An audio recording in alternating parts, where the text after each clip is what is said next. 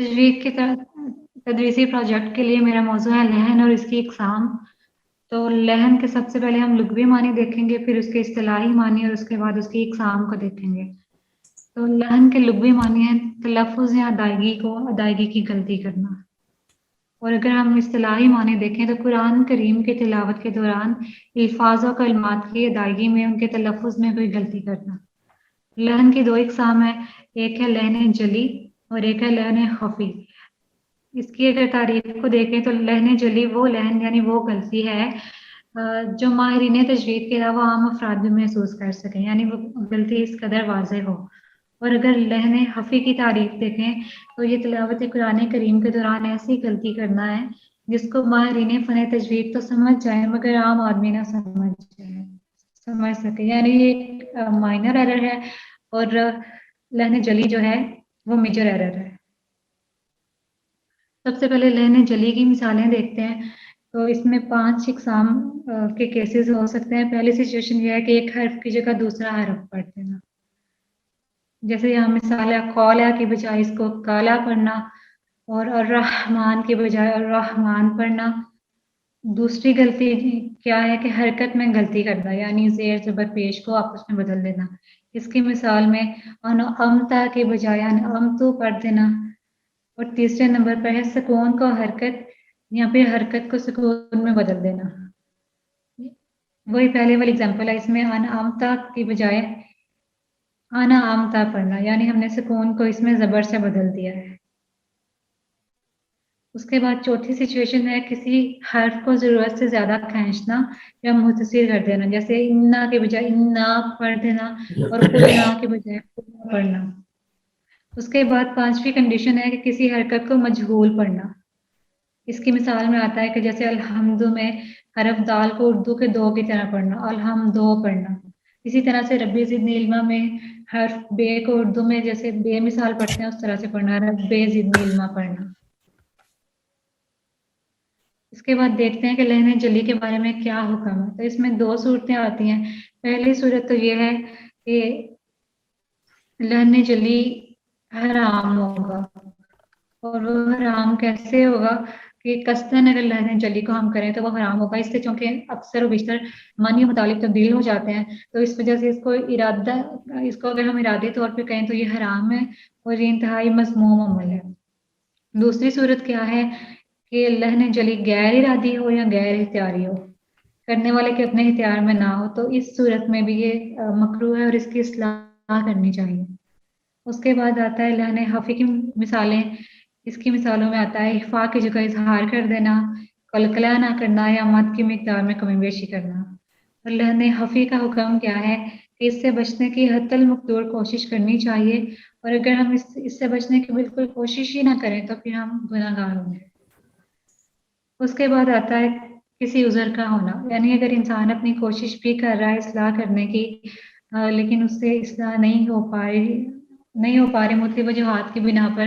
مثال کے طور پہ اگر کوئی غیر عربی ہے، اس سے مہاری صحیح طرح سے ادا نہیں ہو رہے، یا کسی کو زبان کا کوئی اور عذر ہے، تو انشاءاللہ وہ اللہ تعالیٰ کے نزدیک معذور ہوگا. جیسے کہ اللہ تعالیٰ کا ارشاد ہے لا یکلف اللہ نفسا الا وسعہا، کہ اللہ کسی جان کو اس کی وسعت سے بڑھ کے تکلیف نہیں دیتے. اور اسی طرح سے حدیث میں حکم ہے کہ جو کوئی قرآن پڑھے وہ اس میں خوب ماہر بھی ہو تو وہ بزرگوں پاک باز لوگوں میں شامل ہوگا. جبکہ اگر کوئی تلاوت کرے حالانکہ وہ اس میں اٹکتا ہو اور مشقت اٹھاتا ہو تو اس کے لیے 2 اجر ہیں. تو ان سے واضح ہوتا ہے کہ لحن جلی اور لحن خفی ان دونوں سے بچنے کی حتی مقدور کوشش کرنی چاہیے، اپنی اصلاح کرنی چاہیے، اور اگر اختیار میں نہیں تو پھر اس کے بعد انشاءاللہ اللہ تعالیٰ کے نزدیک معذور سمجھے جائیں گے اور کوشش کو اللہ تعالیٰ قبول فرمائیں گے. جزاک اللہ خیرا کثیرا. چلیں جی ماشاءاللہ، بارک اللہ فیک. اور کسی کا رہتا ہے یا سب کا ہو گیا؟ جی اسٹارٹ کیجئے، بسم اللہ. اعوذ باللہ من الشیطان الرجیم، بسم اللہ الرحمن الرحیم. رب اشرح لی صدری ویسر لی امری واحلل عقدۃ من لسانی یفقہوا قولی. وسعت کے اعتبار سے میرا جو تدریس کا موضوع ہے گرامر کا وہ ہے معرفہ اور نکرہ کی اقسام. وسعت کے اعتبار سے اسم کی 2 اقسام ہیں، اسم نکرہ اور اسم معرفہ. اقسام نہیں اسم ہوتا ہے، نکرہ اقسام ہوتا ہے. اقسام اسم نکرہ ایسا اسم ہے جو عام شخص، چیز یا جگہ کے لیے بولا جائے، اسے اسم نکرہ کہتے ہیں۔ عربی زبان میں اس کی خاص پہچان تنوین ہے، مثلا قلم، رسولا، کتابن۔ اسم معرفہ ایسا اسم ہے جو خاص شخص، جگہ یا چیز کے لیے بولا جائے، اسے اسم معرفہ کہتے ہیں۔ عربی زبان میں اس کی اہم پہچان ہے الف لام، مثلا القلم، الرسول، الکتاب۔ کسی اسم پر تنوین اور لام تعریف بیک وقت نہیں آ سکتے۔ اسم معرفہ کے اقسام۔ اسم معرفہ کی اہم 6 اقسام ہیں: اسم علم، اسم معرفہ باللام، اسم اشارہ، اسم موصول، اسم ضمیر اور اسم ندا۔ اسم علم کسی شخص، چیز یا جگہ کا مخصوص ذاتی نام اسم علم کہلاتا ہے، مثلا محمد، مریم، مدین۔ اسم علم پر لام تعریف الف لام نہیں لگایا جاتا کیونکہ یہ خاص شخص یا جگہ کا مخصوص نام ہوتا ہے، لیکن اہل زبان جن ناموں پر لام تعریف استعمال کرتے ہیں وہاں اس کو برقرار رکھا جائے گا، خواہ وہاں اسم علم ہی کیوں نہ ہو، مثلا المدینۃ۔ معرفہ باللام وہ اسم جس کے معرف شروع میں باللام، لام اس کو معرف باللام کہتے ہیں۔ معرف باللام وہ اسم جس کے شروع میں لام تعریف موجود ہو، اسے معرف باللام کہتے ہیں، مثلا القلم، الشجر۔ اسم اشارہ ایسا اسم ہے جس یہ کسی شخص، الشجر چیز، میں اس کو کہیں گے الشجر۔ الشجر۔ ہاں، اسم اشارہ ایسا اسم جس سے کسی شخص، چیز یا جگہ کے طرف اشارہ کیا جائے، جیسے ھذا، ذالک۔ اسم موصول موصول وصل سے ہے جس کا مطلب ہے ملانا۔ اسم موصول وہ اسم ہے جو بعد میں آنے والے جملوں سے ملایا جاتا ہے، ملا ہوتا ہو۔ اسم موصول کی وضاحت کرنے والا جملہ صلہ کہلاتا ہے، مثلا الذی خلقکم۔ الذی اسم موصول ہے اور خلقکم صلہ ہے۔ اسم ضمیر وہ اسم جو کسی نام کی جگہ بولا جائے تاکہ اس سے اسم کو بار بار دہرانے کی نوبت نہ آئے، مثلا انا، انتو، ہوا۔ اسم ندا حرف ندا کے بعد آنے والے اسم کو اسم منادہ کہتے ہیں۔ منادہ کو اسم ندا بھی کہا جاتا ہے، مثلا یا حرف ندا ہے اور آدم منادہ ہے۔ جزاک اللہ۔ چلیں جی، ماشاءاللہ، بارک اللہ فیک۔ ہاں جی، اور تو کوئی نہیں رہتا ہے، سب مکمل ہو گئے۔ چلیں جی، بسم اللہ الرحمن الرحیم، الحمد للہ رب العالمین والعاقبۃ للمتقین والصلاة والسلام علی اشرف الانبیاء والمرسلین وعلی آلہ واصحابہ اجمعین۔ جی، بسم اللہ الرحمن الرحیم، الحمد للہ رب العالمین والعاقبۃ للمتقین والصلاة والسلام علی اشرف الانبیاء والمرسلین وعلی آلہ واصحابہ اجمعین، اما بعد۔ پچھلے لیسن میں ہم نے صفات کا باب جو ہے وہ مکمل کر لیا تھا، جس میں سب سے پہلے ہم نے صفات لازمہ پڑھی۔ صفات لازمہ کی پھر 2 قسمیں تھیں، صفات متضادہ اور صفات غیر متضادہ۔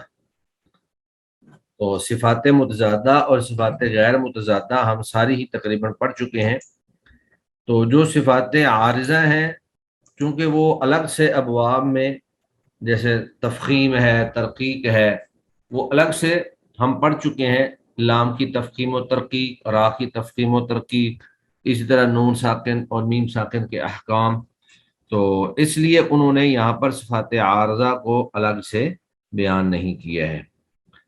اس کے بعد انہوں نے ہر حرف کی صفت جو ہے کہ کسی بھی حرف کے اندر کتنی کتنی صفات ہو سکتی ہیں، ان کی ایک لسٹ بنا دی ہے۔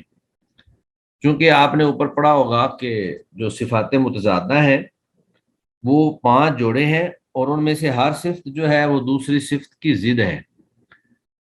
تو اگر ایک حرف محموسہ میں آ رہا ہے تو دوسرا جو ہے وہ مجہورہ میں ہوگا، یعنی ہمس اور جہر جو ہے یہ ایک دوسرے کی ضد ہیں۔ بعض حروف جو ہیں وہ محموسہ میں ہیں، اور جو باقی بچ گئے ہیں وہ سارے کے سارے اس کی ضد مجہورہ کے اندر چلے جائیں گے، اور یہی تقریباً سارے حروف کے ساتھ ہے۔ اب یہ ہے کہ کسی بھی ایک حرف کے اندر اگر ساری صفات دیکھنی ہوں تو وہ ہمیں کیسے علم ہوں گی، اور پھر اس کے بعد جو غیر متضادہ تھیں جیسے سفیر ہے، قلقلہ ہے، لین ہے، انحراف ہے، تقریر ہے، استطالت ہے، غنہ ہے، تو یہ ساری صفات جو ہیں یہ بعض حروف میں ہیں اور بعض میں نہیں ہیں۔ اس لیے جب صفات کو گنا جائے گا تو ہر حرف میں کم از کم 5 صفات ہوں گی اور زیادہ سے زیادہ 7 صفات ہو سکتی ہیں۔ تو صفات کو نکالنے کا طریقہ انہوں نے یہاں پر یہ بیان کیا ہے، حرفوں کی صفات نکالنے کا طریقہ، کہ کسی حرف کی صفات معلوم کرنی ہو تو سب سے پہلے صفت ہمس میں دیکھنا شروع کریں، یعنی صفات متضادہ میں جو سب سے پہلے صفت ہمس ہے اس میں دیکھیں، اگر وہ حرف حروف محموسہ میں پایا جائے تو ٹھیک ہے، ورنہ ہمس کی ضد جہر میں پایا جائے گا، اور اسی طرح تمام صفات میں آخر تک قیاس کر لیں، یعنی جتنی صفات ہیں ان سب میں اسی طرح دیکھتے چلے جائیں۔ تو نوٹ، ہر حرف میں کم از کم 5 اور زیادہ سے زیادہ 7 صفات پائی جائیں گی۔ اب انہوں نے یہاں پر تفصیل کے ساتھ جو ہے ہر حرف کی صفات کو جمع کر دیا ہے۔ مثلا سب سے پہلے الف ہے، تو الف کے اندر ہم ہمس میں جب دیکھتے ہیں تو ہمس میں جو حروف ہیں وہ ہیں فحسہ شخص سقط، فحسہ شخص سقط، تو گویا کہ الف جو ہے وہ ہمس میں نہیں ہے، لہذا وہ ہمس کی ضد جو جہر ہے اس میں ہوگا، تو انہوں نے اس کی پہلی صفت لکھ دی جی جہر، اس میں ایک صفت جہر پائی جاتی ہے۔ پھر آگے جو صفتیں تھیں ان میں رخوت اور شدت اور رخوت تھی، تو حروف شدیدہ جو ہیں وہ ہیں اجد قتم بقت، ان میں بھی الف نہیں ہے، لہذا اس کا مطلب یہ ہے کہ یہ اگر حروف شدیدہ میں نہیں ہے تو اس میں رخوہ پائی جائے گی، صفت رخوت پائی جائے گی۔ اسی طرح آگے جو ہے صفت استعلاء، تو صفت استعلاء میں لفظ تھے خص ضغط قز، تو الف ان میں نہیں ہے، اس کا مطلب یہ ہے کہ اس میں استفال پائی جائے گی۔ پھر آگے جو صفات تھیں اطباق اور انفتاح، تو اطباق کے حروف مطبقہ ہیں صاد غض، تو چونکہ وہاں پر الف موجود نہیں ہے لہٰذا اس کے اندر استفال پائی جائے گی، اس کے اندر استعلاء نہیں پائی جائے گی۔ اور آخری جو 2 صفات ہیں وہ ہیں اذلاق اور اسمات، تو اذلاق کے اندر جو حروف ہیں وہ ہیں فر من لب، تو وہاں بھی الف نہیں ہے، تو اس کا مطلب یہ ہے کہ اس میں اسمات پائی جاتی ہے۔ تو اب آگے جو صفات لازمہ غیر متضادہ ہیں، سفیر ہے، قلقلہ ہے، لین ہے، غنہ ہے، انحراف ہے، تقریر ہے، تفشی ہے، استطالت ہے، ان میں سے کوئی صفت بھی الف کے اندر موجود نہیں۔ اس سے پتہ چلا کہ الف کے اندر یہ 5 صفات پائی جائیں گی، جہر، رخوت، استفال، انفتاح اور اسمات۔ اس کے بعد دوسرے نمبر پر ہے با، تو با کو بھی ایسے ہی دیکھا جائے گا، تو با کے اندر ایک تو جہر ہے جس طرح الف میں ہے، اور دوسرا رخوت کی بجائے اس میں شدت ہے کیونکہ یہ حروف شدیدہ میں سے ہے، اجد قتم بقت۔ پھر آگے اس میں استفال ہے، انفتاح ہے، اور پھر اس میں اذلاق ہے، فر من لب، اور اس میں چھٹی صفت جو زائد ہے وہ ہے قلقلہ۔ تو اسی انداز میں آپ تمام کے تمام حروف جو ہیں ان کی صفات نکال سکتے ہیں کہ اس حرف کے اندر اتنی صفات ہیں اور فلاں فلاں ہیں، اس حرف کے اندر اتنی صفات ہیں اور فلاں فلاں ہیں۔ تو بس یہ ایک طریقہ میں نے بتا دیا ہے، باقی کتاب کے اندر بھی انہوں نے تمام حروف کی صفات جو ہے ان کا ایک ٹیبل بنا دیا ہے، اور آپ خود بھی اگر نکالنا چاہیں تو آپ کو تمام صفات کے جو مجموعے ہیں حروف کے وہ یاد ہونے چاہیے کہ حروف محموسہ جو ہیں وہ کون کون سے ہیں، حروف شدیدہ جو ہیں وہ کون کون سے ہیں، حروف مستعلیہ کون سے ہیں، اور اس طرح حروف مطبقہ کون سے ہیں۔ تو جب ان کے مجموعے آپ کو یاد ہوں گے تو آپ کو خود بخود یہ اندازہ ہو جائے گا کہ اس حرف کے اندر کون کون سی صفات جو ہیں وہ موجود ہیں۔ اب آگے وہ کہتے ہیں کہ قوت اور ضعف کے اعتبار سے صفات کی اقسام، قوت اور ضعف کے اعتبار سے کون سی صفت سب سے زیادہ قوی ہے اور کون سی کم قوی ہے، اس کی پھر آگے 3 قسمیں ہیں۔ بعض صفات ایسی ہیں جو قوی ہیں اور بعض ایسی ہیں جو ضعیف ہیں۔ اور بعض جو ہیں وہ درمیانی ہیں، متوسط ہیں۔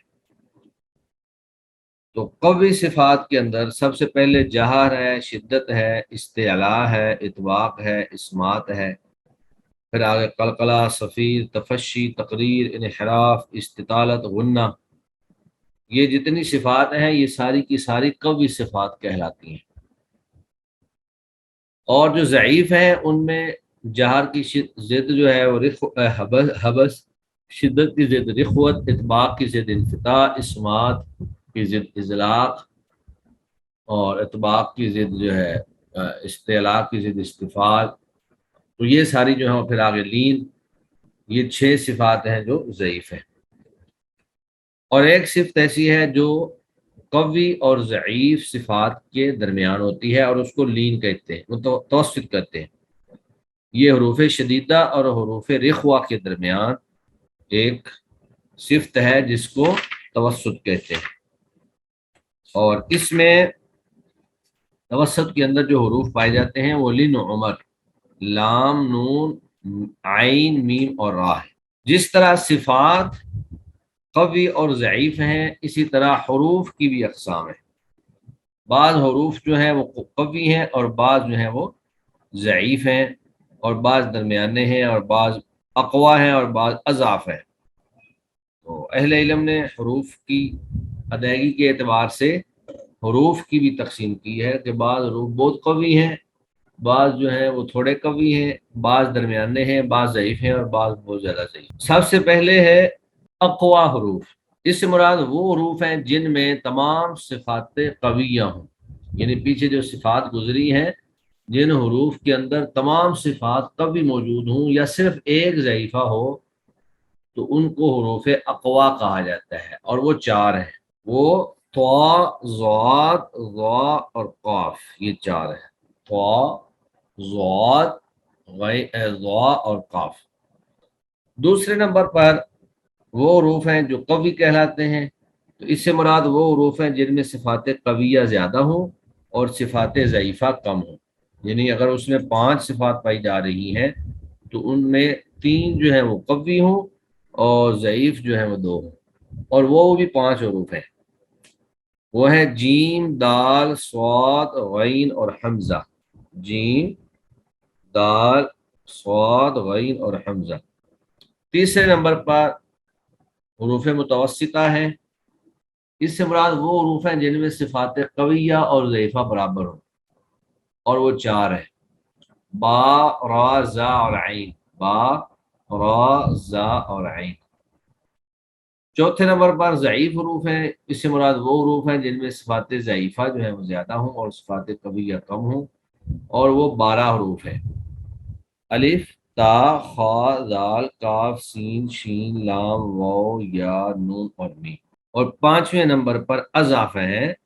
ان سے مراد وہ حروف ہیں جن میں تمام صفات ضعیفہ ہوں یا صرف ایک قویہ ہو، اور وہ 4 حروف ہیں، سا، ہا، ہا اور فا۔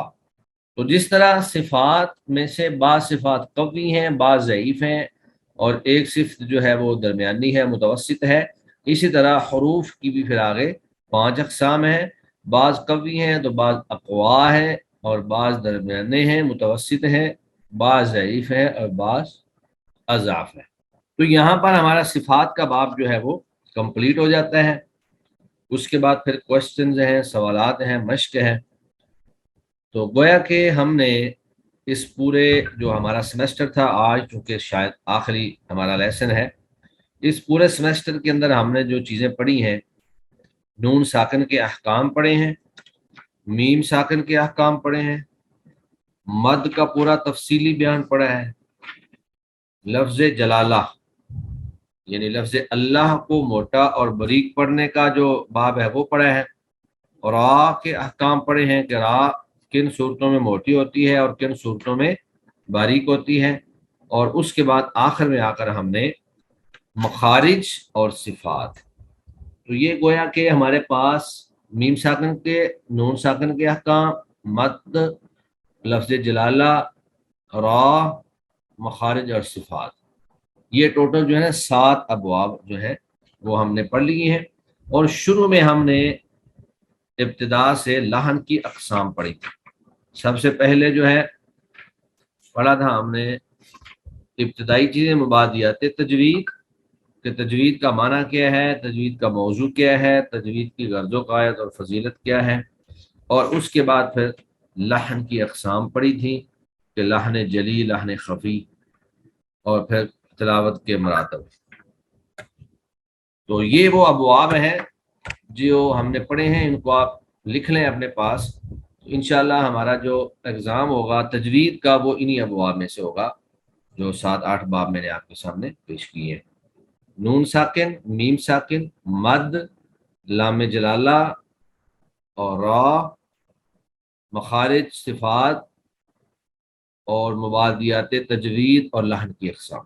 باقی انشاءاللہ گرامر کا جو ہے وہ ہم نے جتنا پڑھ لیا ہے، یہ حروف مجرورہ تک، اسماء مجرورہ،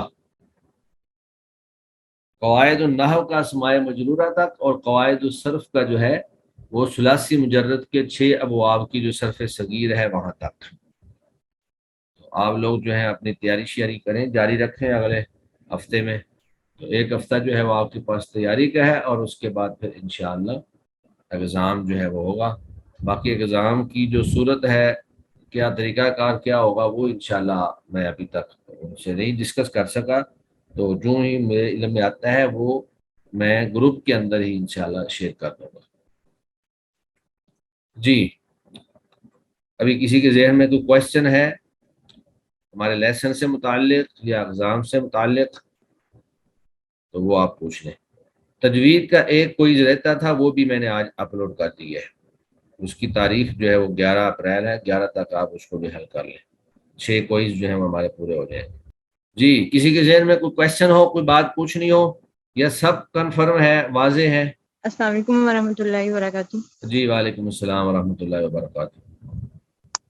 سلیبس سے متعلق ہی پوچھنا تھا. تو کیونکہ ایسے ہوتا ہے نا کہ جو کوئز آ چکے ہوتے ہیں وہ ایگزامز میں انکلوڈ نہیں ہوتے، اس میں شامل نہیں ہوتے، تو پھر باقی کا ہوتا ہے. تو وہ پلیز آپ 1-2 دنوں میں نا بتا دیجیے گا تاکہ پھر ہم لوگ تیاری کریں. مسئلہ تو یہ ہے نا کہ کوئز تو ساتھ ساتھ ہی چلتے ہیں نا، اور آخری کوئز تو بالکل آخری لیسن میں سے جب آتا ہے تو پھر اس کا مطلب ہے کہ ایگزام ہم بالکل آخری 1-2 چیپٹر سے لیں گے، اس کا تو فائدہ ہی کوئی نہیں ہے. ویسے ہمارے ہوتے تو اس طرح ہی رہے ہیں کہ جو لیکچرز رہ جاتے رہے نا 2-3-4 جتنے بھی، تو اس میں سے ہی ہمارے پھر پیپر وہ ایگزام نہیں ہونا چاہیے، پھر اس کو بھی کوئز ہی بنا دیا جائے. چلے بہرحال میں انشاءاللہ مشورہ کرتا ہوں. جو بھی پیچھے صورتحال چلتی رہی ہے، مجھے چونکہ ابھی اندازہ نہیں ہے کہ وہ کیسے وہ لوگ ایگزام لیتے رہے. تو ایگزام کس طرح ہوا تھا؟ وہ بھی کوئز کی شکل میں ہی، LMS پر ہی؟ ہاں جی، سیم اسی طرح ہی جیسے کوئز آتے رہنا ایسے ہی ہمارے ایگزامز ہیں، اور وائوا ہوتا ہے ہمارا بس وہ فائنل میں یا مڈ ٹرم میں. کوئز وہ سے زیادہ ایگزام میں کوئز سے کچھ زیادہ سلیبس ہونا چاہیے. ٹھیک ہے، اگر سارا نہیں بھی آتا تو کم از کم جو آخر کے 1-2 کوئز ہیں ان کو بھی شامل کیا جائے، اور مزید اس میں جو لیسن ہیں ان کو بھی شامل کیا جائے، اور پھر جا کر اس کا ایگزام ہو. آپ کی سیمسٹر سے آتا ہے نا، جو سیمسٹر میں ہم نے پڑھا ہوتا ہے وہ کمپلیٹلی آتا ہے نا ایگزام میں؟ آپ کی بات سمجھ میں نہیں کہہ رہی ہوں جو سیمسٹر ہوتا ہے وہی آ رہا ہوتا ہے نا ایگزام میں پورا؟ سارا ہی آنا چاہیے. ریزنیبل بات تو یہی ہے جو سمجھ آ رہی ہے، کیونکہ جب ہم کوئز لے رہے ہیں تو کوئز تو ہوتا ہے کہ 3-4 سبجیکٹ، 3-4 لیسن کے بعد ایک کوئز آ جاتا ہے، پھر 3-4 کے بعد ایک کوئز آ جاتا ہے، پھر 3-4 کے بعد ایک کوئز آ جاتا ہے، اور 30 نمبر کے 6 کوئز ہیں. اور اگر ہم ایگزام لیں تو وہ بھی 30 نمبر کا ہے، تو وہ اکیلا ہی 30 نمبر کا پھر جو ہے 3-4 لیسن سے آئے. یہ بات جو ہے نا سمجھ میں نہیں آ رہی ہے. باقی چلیں انشاءاللہ میں 1-2 دن تک یہ گروپ کے اندر ہی انشاءاللہ میں 1-2 دن تک جو ہے نا آج یا کل تک انشاءاللہ میں شیئر کر دوں گا. چلیں جی، سبحانک اللہم و بحمدک، اشہد ان لا الہ الا انت، استغفرک و اتوب الیک. السلام علیکم و رحمۃ اللہ وبرکاتہ.